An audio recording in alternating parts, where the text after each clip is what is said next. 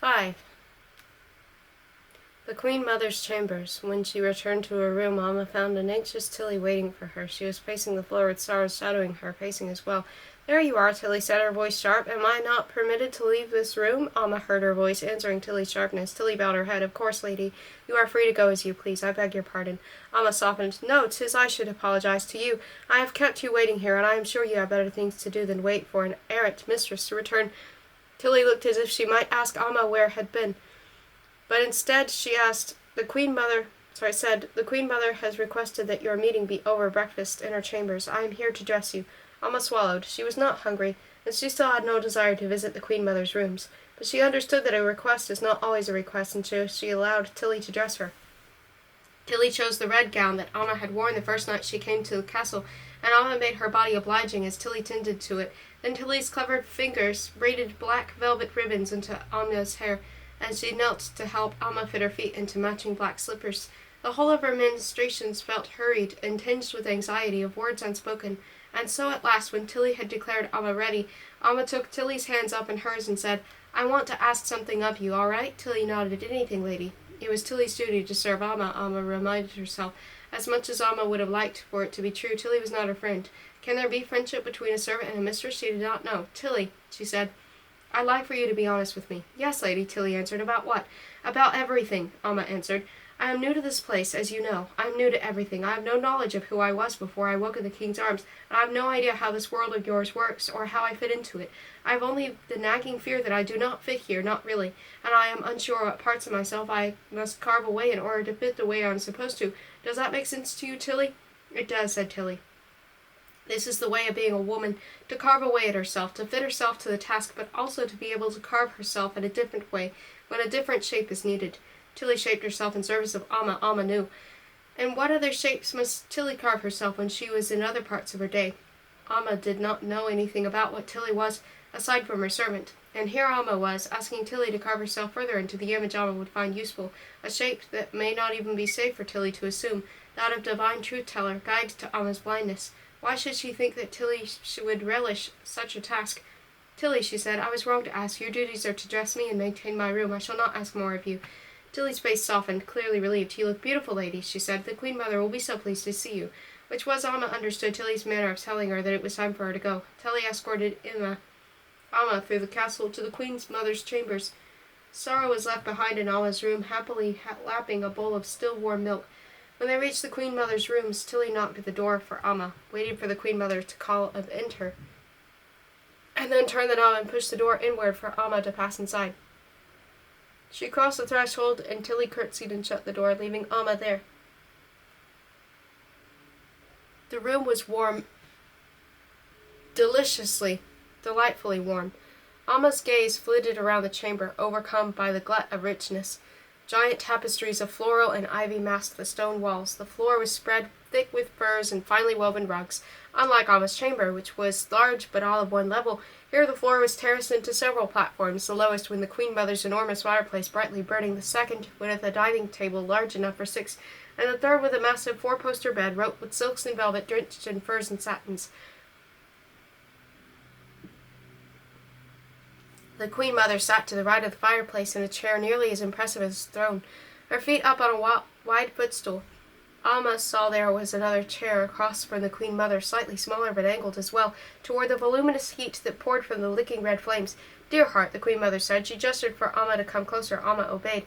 The Queen Mother's chair, padded and upholstered in shiny brocade, black at its base and woven through with thick golden filigree of leaves and flowers, rose high behind her head. 2 cats perched there on the back of the chair, both black with milky green eyes, that followed Alma as she drew closer. On the Queen Mother's lap rested another cat, this one an enormous gray and black tabby, whose ferocious purr rumbled like contained thunder. The Queen Mother's ring-encrusted hand stroked the tabby's back in long, smooth, continuous passes, almost hypnotizing to watch. More cats curled on pillows near the Queen Mother's feet.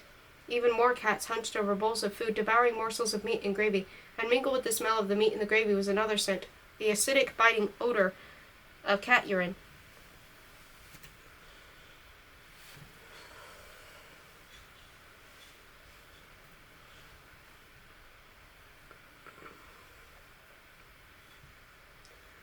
"Sit," the Queen Mother said.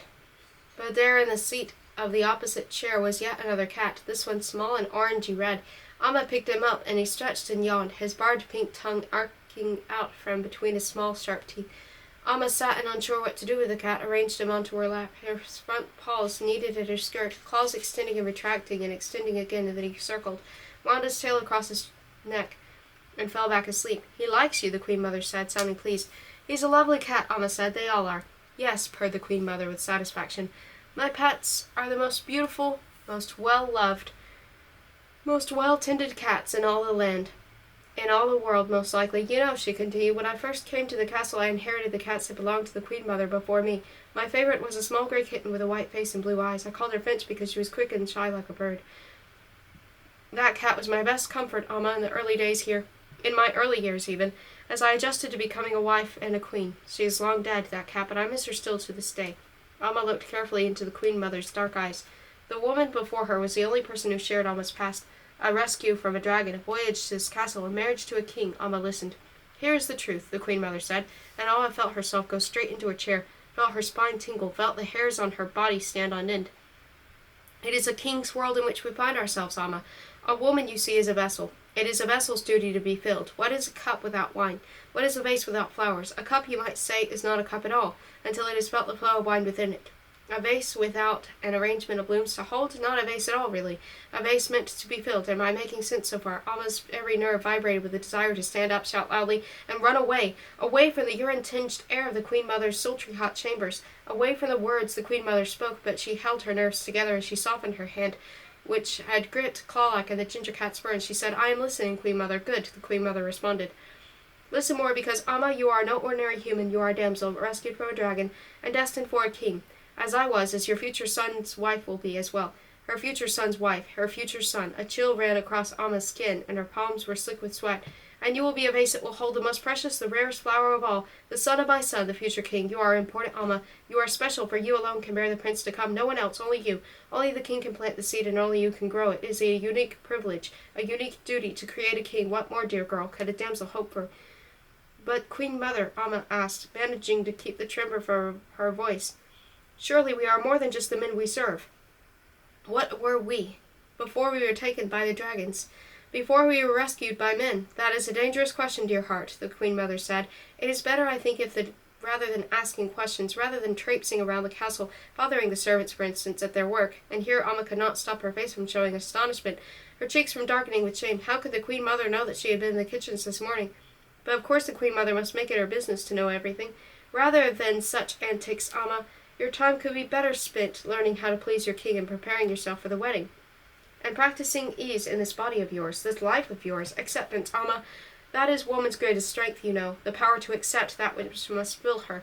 The Queen Mother blurred in Amma's tears, and Amma looked down at the cat in her lap. He smiled a bit in contented sleep, wanting for nothing, questioning nothing. 2 tears dropped from her eyes and splashed into his ginger fur. You seem to have taken well to that cat, the Queen Mother said. It may be my pleasure to gift him to you. Amma sniffed and willed herself to smile. You are generous, Queen Mother, but I think that my sorrow may not take kindly to another animal in my quarters. I would hate for any harm to come to one of your cats because of my sorrow. Oh, said the Queen Mother, waving a hand as if to clear that foolish notion from the air. I wouldn't worry about that. The king knows that your animal is not fit for the court. I would not be surprised if, by the time you return to your room, you find the problem taken care of already. Amma's prayer. How could she sit through breakfast, then? How could she smile and nod and make pleasant conversation? How could she drink barley tea? She could not. Amma stood quickly. The ginger cat yowled as he rolled from her skirts, landed on his feet, and stalked disdainfully away. Perhaps it was the result of standing so quickly and in such heat.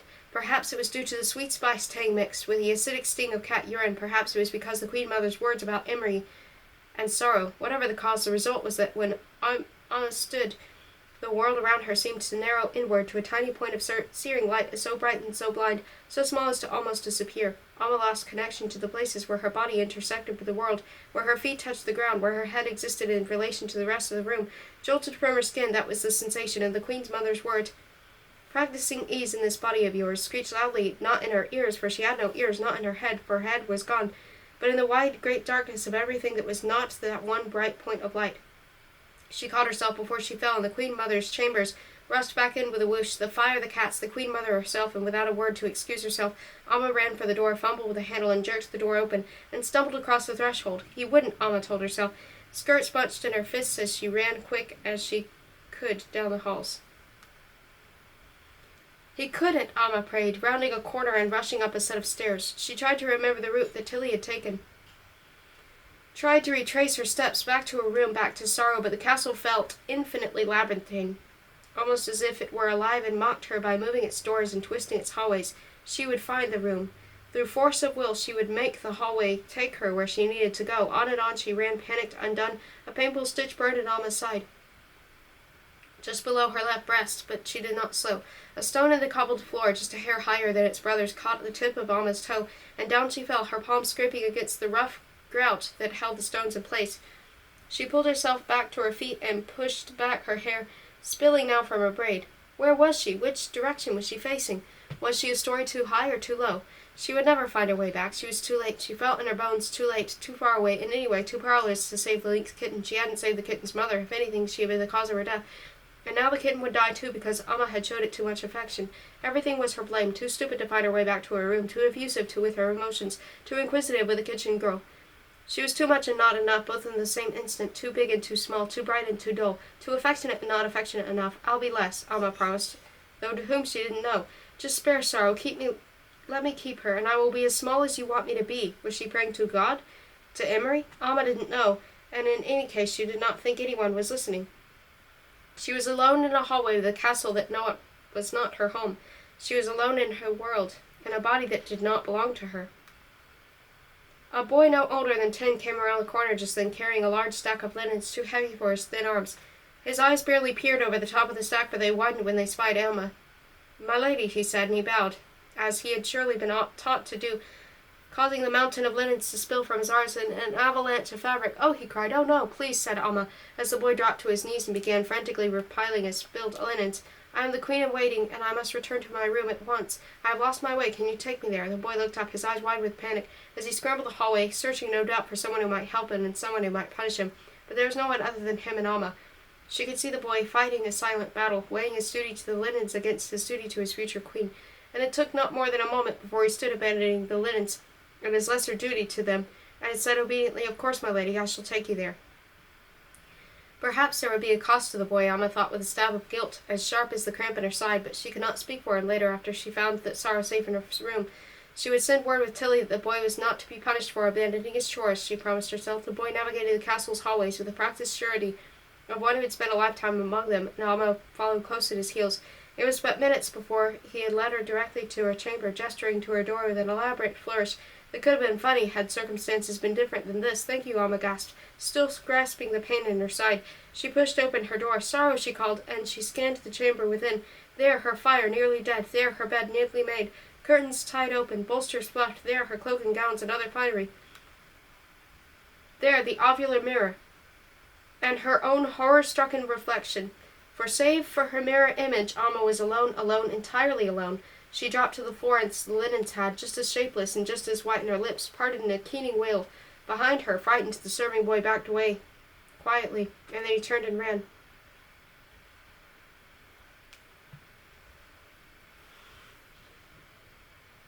The bird's creance. Minutes passed and nothing changed save for Alma. She quelled her cries and willed her hands to steady. Perhaps it was not yet too late. Maybe if she went to Emery and pleaded with him, perhaps then he would spare the lynx. Maybe if she gave him something he wanted, and here she remembered how he had come to her in her bed, maybe then he would give her back her sorrow. Alma stumbled to her feet. She was at the door to her room before she realized that she had no idea where Emery slept or how to find him. This realization weakened her legs afresh, so that Alma may have dropped to her knees again before her hand on the doorknob. She heard the rustle of skirts and the soft, fast footfalls of a woman running, and then Tilly appeared. "Lady," said Tilly, breathless, dropping a curtsy in the hallway outside the Alma's chamber door. "Lady, forgive me. Where is she?" Alma asked. Her voice trembled like her knees. "Lady, the king himself came to take her. Please, lady, let's get into your room. Let me make you some barley tea. Let me loosen your stays. Where is my sorrow?" Alma forced herself to keep her voice steady. She wiped her hand angrily across her cheeks to dry them. "Lady," said Tilly, "perhaps it is for the best. That animal would soon have grown much too large to keep as a pet. She was no lap cat, lady. She was a wild beast." Tilly was speaking as if Sorrow were dead. She could not be dead. Where is the king? Amma said. Tell me where the king has taken her. I do not know, lady, Tilly said, her voice getting higher and higher. Please, lady, come inside your room. Tilly blocked the doorway, preventing Amma's leaving. Move, Amma said, but Tilly did not. Amma raised her hands and pushed hard on Tilly's chest, knocking her backward into the hall. Tilly made a little sound of surprised oof as she stumbled out of the doorway. Her path now free, Amma yearned to run, but she knew not if she should turn up the hall or down it. Neither choice was better than the other. She had no notion of where the king might be. She did not know where his chambers were. She did not know where he might have taken the links. She did not know anything.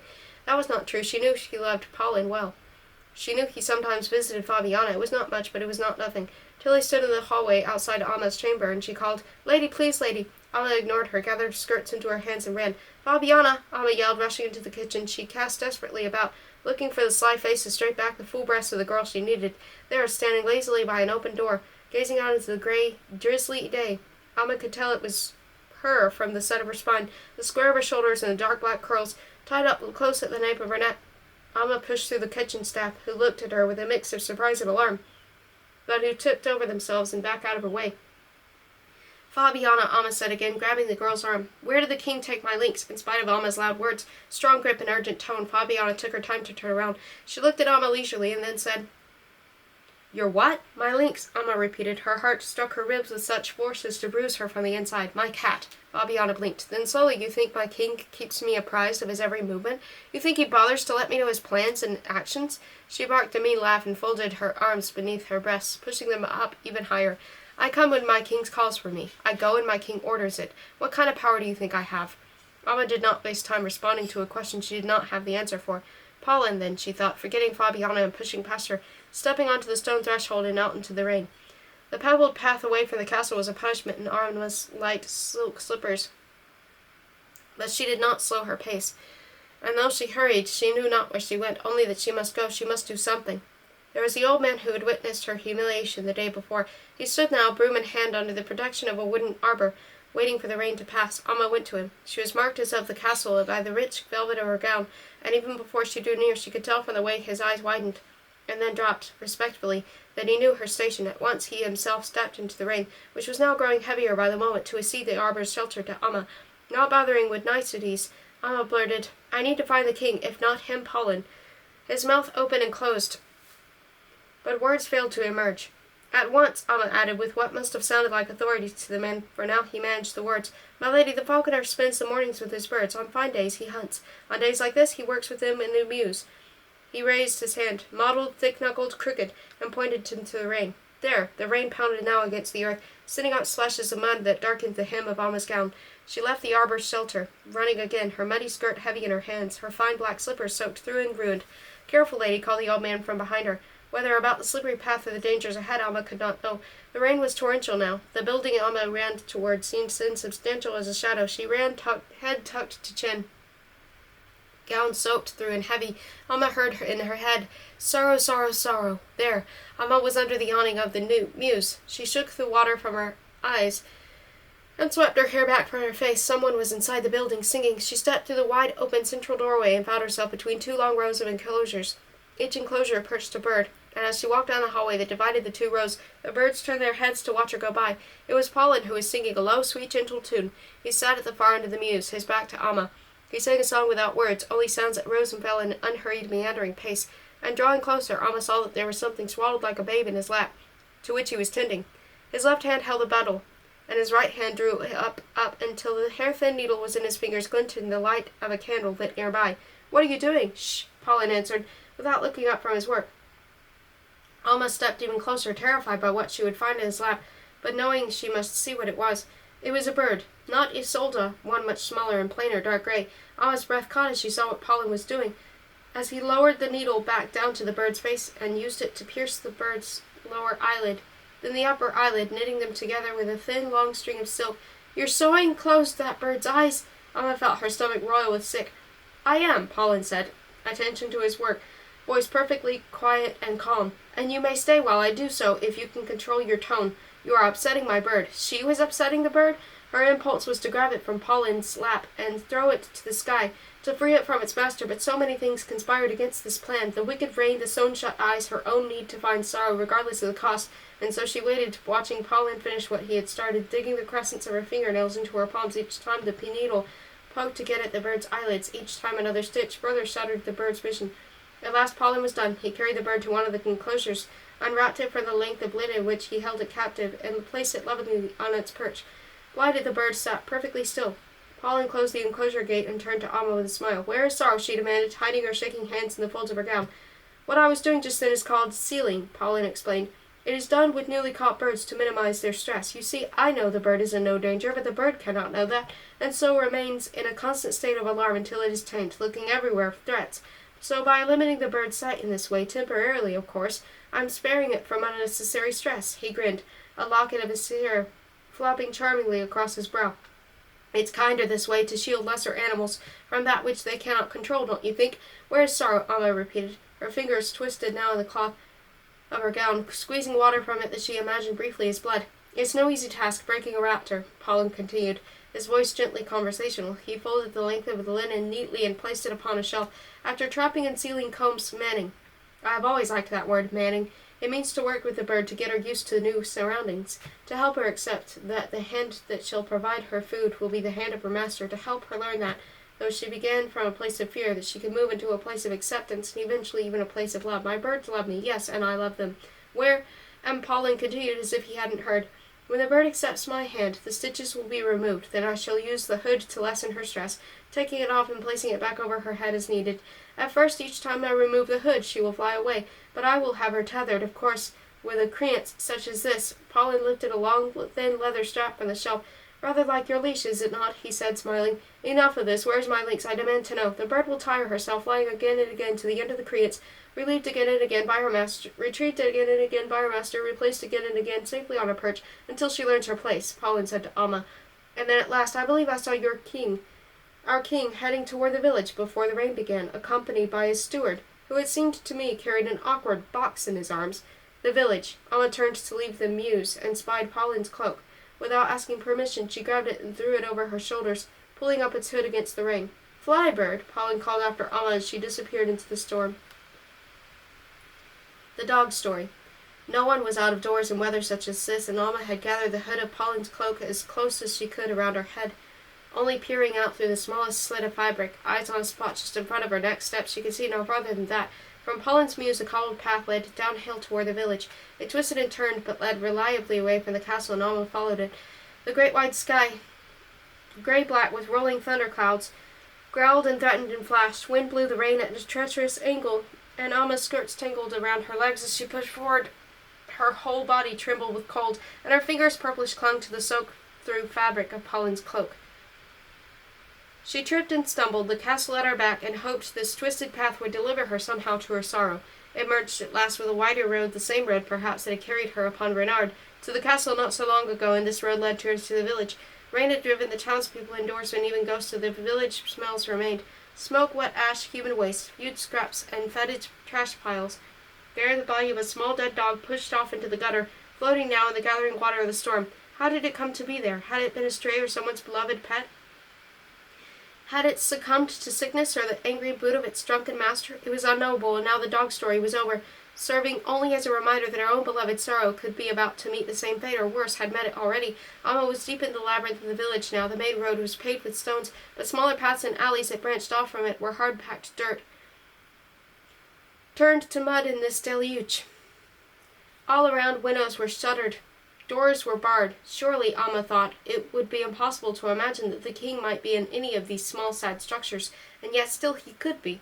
He could be anywhere. He could be doing anything. Alma blinked, and behind her eyes was the body of the waterlogged dog. She blinked again and pictured Sorrow mewling, scratching at Emery's arms. Another blink, and the bloated dog became Sorrow, no longer fighting, but limp and bloated, herself drowned by Emery's hand. But no, if Emery had intended to kill Sorrow, he would not have needed to take her from Alma's room. If he had wanted her dead, why not simply do it there, back at the castle? He would not have needed to do it himself. He could have dispatched Pollen to kill the lynx, or even terrible as it was to consider, he could have told Tilly to do it, and she would have had to obey. Alma stood in the middle of the paved road and turned in circles, hood clenched about her face, body shaking beneath it with cold. One part of her brain argued, but Emery had said that Sorrow must be gone before the wedding, and that today is many weeks away. And another voice whispered, before the wedding means any time before solstice, and Emery never promised not to get rid of the lynx himself. If there was even a chance that Sorrow could be within one of those cottages, Alma had to know. She could knock on every door she saw and demand they let her in. She could search cottage by cottage until she found what she came for. The structures all looked the same, thatched roofs darkened by the rain to an orangey brown, wooden shutters lighting the small windows. Uneven wooden planks that formed the cottage's walls stuffed between with twigs and mud. She had to start somewhere. She couldn't just stand here in the middle of the street. Resolved, Alma marched to the closest cottage and pounded on its door. A moment passed, the door opened, and the small face of a young girl no more than 7 peered out. Smoke from the fire lit within seeped out, and the girl reeked of swid smoke. "Is the king inside along with the lynx?" Alma asked. The girl's eyes widened. She looked past Alma into the rain, as if searching for some explanation to Alma's presence. Seeing none, she answered. "No," the girl said. "My thanks," Alma responded. Feeling rather stupid for having asked such a question, she turned to go. "Are you the damsel?" asked the girl behind her. Alma turned back around. The girl looked at her with round dark eyes. "That is what they tell me," she replied. "What was the dragon like?" the girl blurted, as if she could not contain her question. Alma had no time for questions. She had a lynx to find. Still she considered. What had the dragon been like? She strained to remember. There was no fear there inside her brain, thinking of the dragon. For just a second she squeezed her eyes tightly closed, willing herself to remember something, anything. Behind her eyes, lids squeezed tight, Alma saw bright bursts of color, red, pink, green, yellow, blue. She opened her eyes. "There were colors," she said. "I remember colors." The girl looked at her, blinked, and gave her a smile. Then she closed the door. All up the road Alma went, knocking on doors. Most were answered by surprised villagers, all of whom shook their head to Alma's question. Some doors she knocked on to no avail. Whether no one was home or they ignored her knock, Alma could not tell. What if it was one of those cottages sorrow was hidden? The thought of perhaps being so close to her lynx without being able to see or help made Alma feel as if she was losing her mind. She turned down street after street, winding her way farther and farther away from the castle. It occurred to her that she had no idea how to retrace her way to the castle. No notion in the rain and the mud where was the path that would return her to the mews. And then it occurred to her that the king had truly taken her sorrow. She could not be returning to the castle, not of her own will at least. Alma felt with a certain sharp clarity that there was nothing for her back at the castle. She imagined herself for a flash alone somewhere far away and very warm. It felt like a blissful dream, the idea of such solitariness. She would need nothing, not a thing, not food, nor drink, but she would need those things. Alma's body reminded her with a violent shiver. Fuel to burn for heat, food and drink too, and those things she did not have. The deluge slowed and stopped. But Alma was soaked all the way through, Pauline's cloak and her dress beneath it heavy with rain. Her black slippers had been pierced by sharp-edged paving stones, and within them her feet felt like battered claws. Alma had ceased knocking on doors as she considered her predicament, but she had continued walking, and then there ahead was the wall of Harding. Alma remembered the eyes. They are considered prizes beyond measure, Emery had told her when they first came to the wall. Was that just days ago? It felt like lifetimes. He had said the eyes of Harding are said to bestow fortune upon he who possesses them. Only the glass-blower can form them, and it should go without saying that no one may take an eye from the wall. Alma had asked, "Will an eye give its bearer luck?" "Some say it does," Emery had said. There was the wall, on its far side the eyes. Alma remembered Tilly's aunt and her wish and how it had been granted, not perhaps in the way she had hoped, but granted just the same. Only a desperate soul would take such a risk as to scoop out an eye from the wall, but Alma decided there was no more desperate soul than she.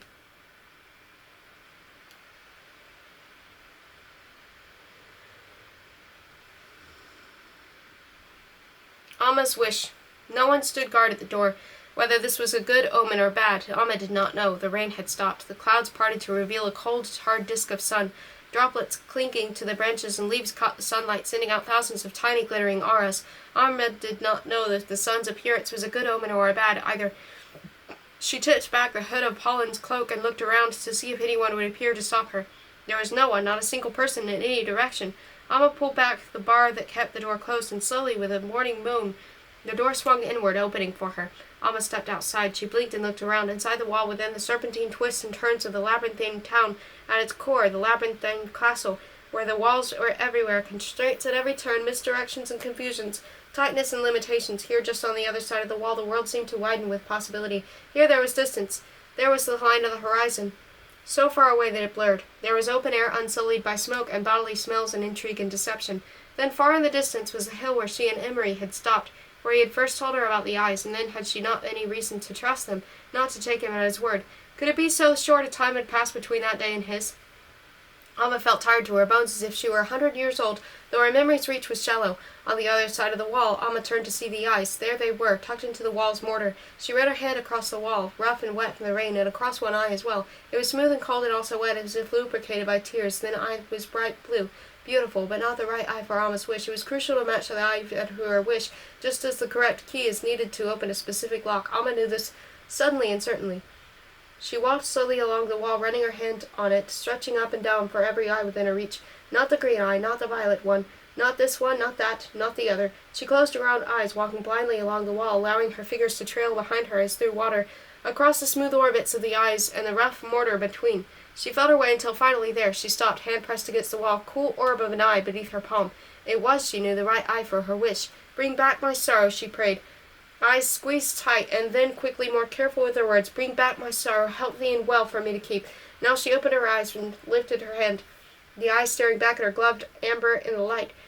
And Alma may have well been looking into a mirror, so much was this eye like her own. There were pebbles and rocks on the ground, and Alma hunted about until she found one with sharp pointed edge, and she used it to scrape at the mortar that glued the amber eye into the wall. She worked as quickly as she could. It would not do to be caught at this work.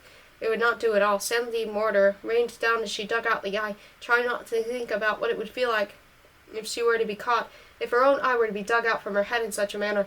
Who left the door open? Bellowed a man's voice from the other side of the wall. Alma stifled a gasp, hand frozen in the air, sharp-edged rock, clutched tight. Where is the watcher? Demanded the man, but to whom? Alma did not know. They will have his head, the castle will, when they hear of this treason. Alma forced her hand back to inaction. She had mere moments before she was discovered. The sharp-edged rock found purchase in the mortar and crunched through it. Alma angled the rock's tip under the amber eye and dug hard, begging the eye to come loose for her. Anyone could have come right through, the man's voice went on, and another voice, quieter, higher, returned. 'Tis true, 'tis true. Her knuckles scraped against the mortar, grating and bloodied, but Alma pushed harder with the stone. She felt the eye loosened like a child's tooth, and heartened and terrified she pushed harder, shimmying the rock into the growing gap until at last the eye popped out of the wall and into Alma's open, waiting hand. No time to spare, Alma tucked the eye under the cloak and down between her breasts inside her gown. She threw the rock she'd used for a tool as far away as she could and ran her bloody knuckles against the fabric of the cloak. What's this? Came the first man's voice. A girl, said the second voice incredulously. They were outside the wall now, as well, and they had seen her. What they had seen exactly, Alma did not know. She arranged her face and turned, eyes hooded by the cloak, to face them.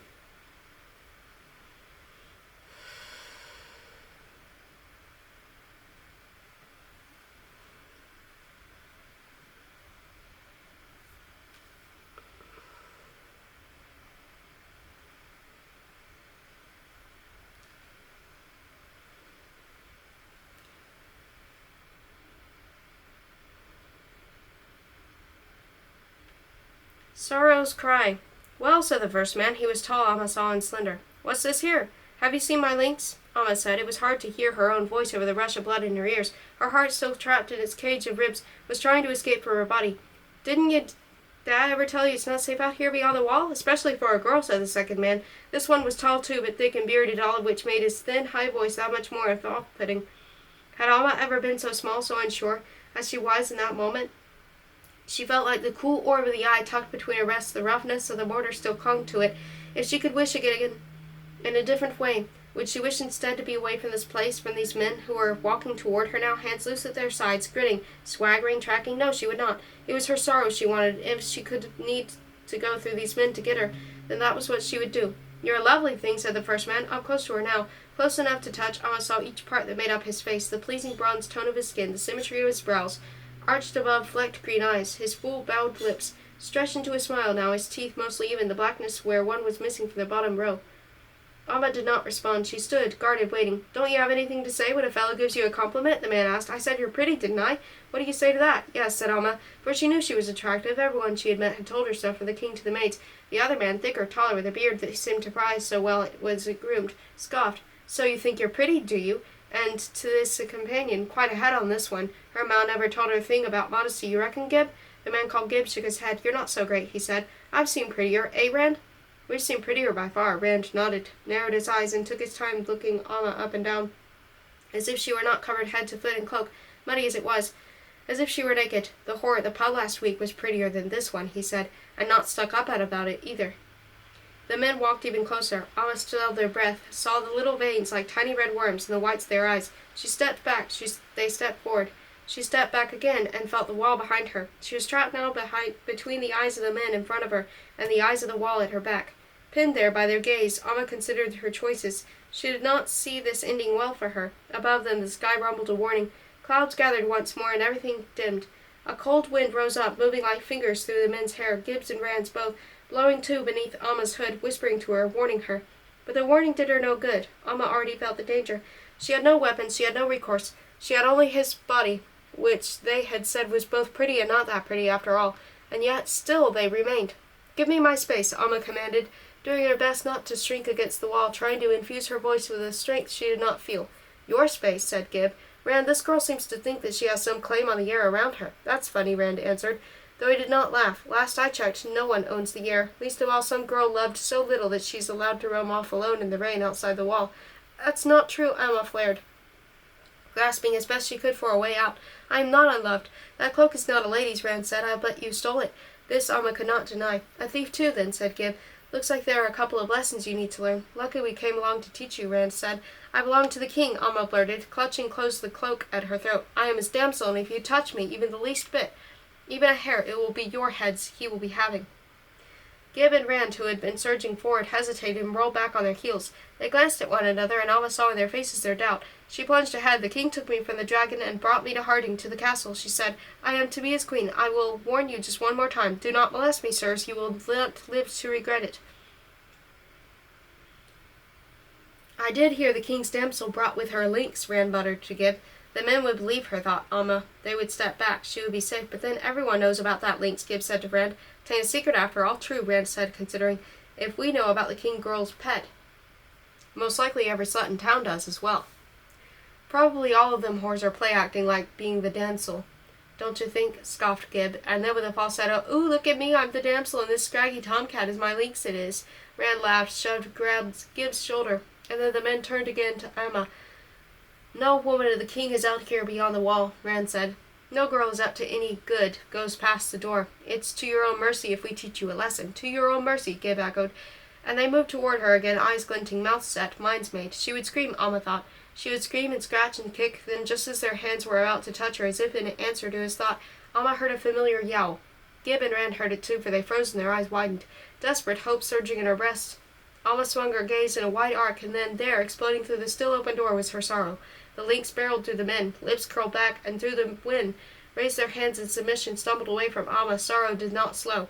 She sprang, flew through the air, and striking Rand square in the chest with her paws, knocking him backward and onto the ground. "Called balls," said Gib, but he didn't move toward the lynx to help his friend, instead backing farther away from both the lynx and Alma. Sorrow flexed her haunches and growled into Rand's terrified face, her teeth inches from his throat. "Call it off, lady," begged Rand, but Alma would not. Then, stepping through the wall, his waxed cloak beaded with water, came Emery, and just a half-pace behind, conspicuously underdressed for the weather without his cloak, was Paulin. "Call it off, Alma," Emery said, and Alma did not hesitate. "Sorrow comes," she said. The animal did not even flinch in her posture. Her ears did not so much as twitch in the direction of Alma's voice. She would rip out his throat, Alma saw, and through a moment it might feel like a relief to see Rand dead. Such an action would not endear the lynx to Emery, that was certain. Alma lunged forward and grabbed Sorrow by her scruff, pulling her back and away from Rand's exposed throat. The cat yowled and fought, but then Alma had her up in her arms, and she squeezed the lynx with the relief of reunion, and Sorrow's stiffened form softened, and her yowl turned to purrs. Her great long tongue emerging to kiss Alma's face, the rough dryness of it stopping up tears Alma hadn't known she'd shed. At her feet, Rand rolled up to his knees, and Gib knelt too, where he stood. "My king," said Rand, his voice raspy now, his eyes cast down, "forgive us," and Gib said, "How could we have known?" Emery ignored them both. "There you are, my dearest," he said, brushing past the moon without even a glance. "I have found you at last." He opened his arms, and still holding Sorrow tight, Alma stepped into them. The Swallows Inn. "Shh, shh, dear one," Emery murmured into Alma's hair. "You are safe, I have you." Against her cheek, Alma felt the rough brush of Sorrow's tongue. Around her she felt the warm press of Emery's arms. "Safe," she allowed herself to be comforted. "The rain will come again," Emery said. "We must return you to the castle." Alma nodded. Yes, the castle where she was safe and fed and clothed and warm. She wanted to go back to her room, to her fire, now that she had her sorrow returned to her. She turned to look at Paulin and the others. Gib and Rand stood, their eyes cast down, their hands held open in supplication. Paulin, who looked very strange indeed without a bird upon him, scanned the wall as if he searched for something. Alma saw his gaze land on the divot from which she had pried the eye. He flicked a glance at Alma, smiled, and looked away so fast that no one but she noticed. Paulin knew what she had done. Alma was certain of it. Would he tell the king? or use this knowledge in some other way. Either way, Amma was not sorry. She had her sorrow, and was tucking her beneath Pollen's own cloak, the lynx's warm body pressing the stolen eye into Amma's breastbone. Come what may, Amma would not undo what she had done. She wouldn't. Amma let herself be led by Emery back through the doorway in the wall, waited with him while Pollen and the others followed him inside, and as Pollen rebarred the door, "It's your luck the king and the lynx came along when they did," Pollen admonished Gib and Rand. "If you had touched the damsel, we would never," gasped Rand, his voice winding up even higher. "We know the damsel belongs to the king." "As well she does," Pollen answered. "Now be sharp, lads. I've an errand for you. One of you stay and man the door. The other find the gatekeeper. Tell him she's wanted at the castle." Gib and Rand nodded, eager to have been assigned a task. Gib took up guard inside the door, arms crossed stoically across his chest, and Rand sprinted off toward the village. Thunder rumbled above, loud and close. "We will not beat the rain or foot," Pollen said to Emery. "Shall we take shelter nearby and send for a carriage for the lady?" "And sorrow," Amma cut in. "Of course, lady," Pollen said, bowing. "No one would dream of separating you from your pet." Amma did not have an answer for this. Had not the king himself just hours ago quite deliberately taken sorrow from her very room? Had not Pollen told her that his muse that the king and his steward had headed toward the village with an awkward burden? She mulled over these questions as she walked, flanked by Emery and Pollen, back into the maze of the village. They stopped outside the building. This one made of brick rather than the simple wattle and daub of the houses. A wooden sign hung outside with the signum of a bird, wings spread, carved into it above the words "The Swallow." Pollen pulled open the door. Raucous noise and laughter poured out from the deluge. So this is where the villagers had been, and why the street seemed so eerily quiet. Feeling shy, Amma stepped inside, followed by Emery and then Pollen, who closed the door behind them. It took a moment for the people to notice their entry, and another moment for them to realize that the king was in their midst. The recognition seemed to spread across the crowded pub like a wave, and a crowd went in fists and scammers, and then it was silent. In her arms, Sorrow stretched restlessly, but Amma held her still. "Good people," Emery said. "It storms outside, but in here all is well and dry. Bring us mad and meat, and return to your revelry. I command it so." His words seemed to break the spell under which the tightly packed pub had fallen. All voices murmured once again, though they were more subdued. The barkeep rushed out from his place behind the counter, bowing furiously, and said, "This is an honor indeed. Yes, it is. Why, the king and his queen in waiting, and the falconer as well. Please come in, come in. I'll ready my finest table for you at once." He led them to the largest table in front of the pub's one glass window, where 3 men sat at their cups, and he brandished their towel as if to shoo off pests. "Away, away," he told them. They got right up, and with bows and words of welcome, cleared away from the table. The barkeep ran his towel across its wooden surface, bowed again, and said, "It will be my pleasure to serve you, I am sure." Emery helped Amma off with their cloak, Pollen's cloak, actually, but none of them mentioned that, and said to the barkeep, "We are glad to be here. Do us a favor now of hanging this by your fire to dry, and sending for a carriage to take us back to the castle after we refresh ourselves here." "Boy," the barkeep yelled over his shoulder as he took the dripping cape. A small dirty face emerged from behind the bar. The child looked as if he had perhaps just been woken from a nap. "Get to the castle and fetch back a carriage for his highness, and be smart about it, you hear me?" The boy nodded and rubbed his eyes and then headed outside. When he opened the door, Amma saw that the rain had begun again in earnest, and it pained her to see the boy tuck his chin to his body and dart out into the cold, wet afternoon. But she would not complain of this or anything. Her sorrow was safe in her lap, and Pollen was ordering a dish of meat and a bowl of cream to be brought along with their meal, so the lynx could eat as well. The barkeep bowed and scraped and retreated to hang Pollen's cape to dry, and fetch the food and drink. All around the villagers pretended to care about their own tables, while sneaking glances at Amma and the king and the lynx too, who sat prettily on the bench beside her mistress and passed her paw across her face to clean it. Before the food had come, Emery excused himself from the table, most likely to find the privy. Amma assumed, and she took the moment to turn to Pollen. "Do you follow me?" she asked. "Did you know where I was all this day?" Pollen smiled, a slow, easy grin. "You could not think I would let something as valuable as the king's damsel fly untethered?"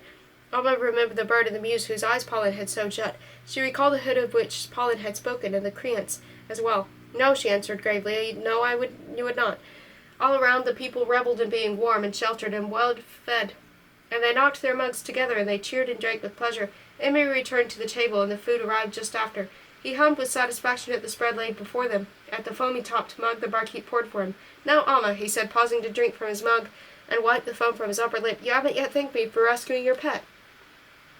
"Thanked you?" Amma asked. "Of course. Who do you think dodged out into the rain to chase her? That naughty cat. Why, I must have tailed her for half the morning before I caught her, after she escaped your room. And look at the wounds she gave me in thanks for my rescue," he said, pushing up his sleeves to reveal long red welts. "Really, Amma, you need to keep a tighter watch on your creature from now on." Amma did not know what to say. Was she going mad? Had not Tilly told her that the king had come to Amma's room, while she had been visiting the queen's mother's chambers and taken Sorrow away? Had not Pollen said that he had seen the king and his servant heading toward the village, carry what could have only been the lynx? Alma shook her head to try and clear it, but nothing became clearer. Nothing at all. Could she have misunderstood? Could she have not been so terribly wrong? And now, from now on, might Emery be implying that she could keep her links after all, to be the wedding, and beyond?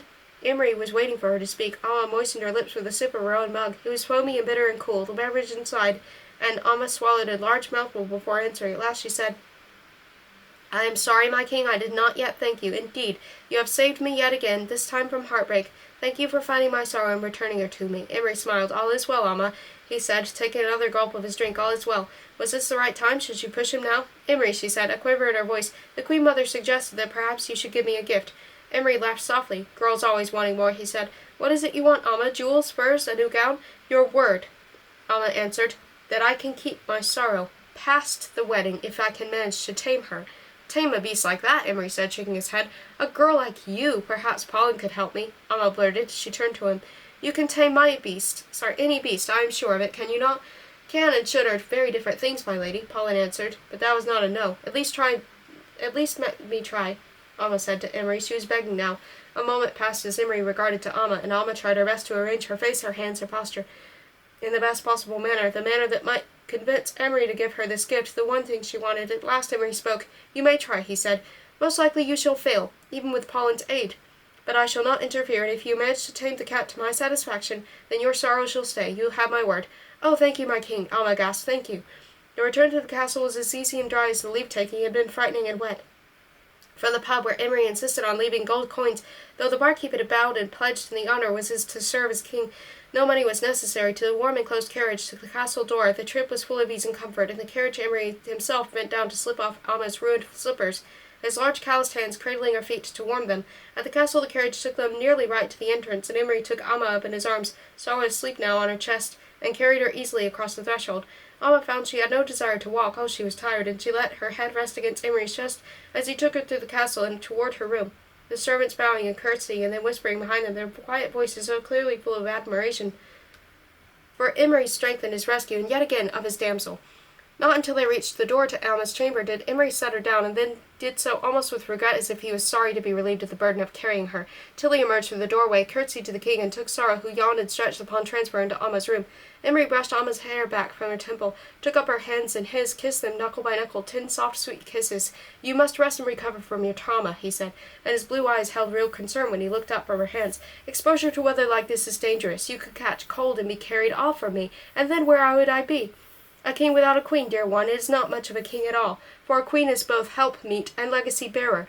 I am grateful to be safe, and I'm to have my sorrow back, Alma said. She tried to make herself soft and small as Emery seemed to like. Rest, Alma, and bring that pretty pink back to your cheeks, Emery said, smiling. You may take supper in your room tonight, if you wish. I will give my mother your regrets. That is kind of you, my king, Alma said. Then Emery came close, very close, so that his breath warmed Alma's cheek. His left hand wound around her waist, his right took up a gentle handful of still damp hair at the nape of Alma's neck, and he brought his mouth down to slant across Alma's. His kiss was soft and lingering, tender as he feared that he might still break under the weight of his caress, and Alma held herself very still, accepting his mouth in his hands. Emery broke the kiss reluctantly, and he smiled a wide, earnest smile when he released her. As many times as you need my aid, dear Alma, I shall provide it. Alma dropped her best curtsy, and she dipped her head prettily. She held the posture as long as would any supply it, until Emery gestured for her to straighten, and then dropped another kiss, this one on her forehead. At last Emery turned to leave, well pleased, and then a thought flashed through Alma's mind, a realization that chilled her even more deeply than the rain. This is how he likes me best, when I am in need of rescue.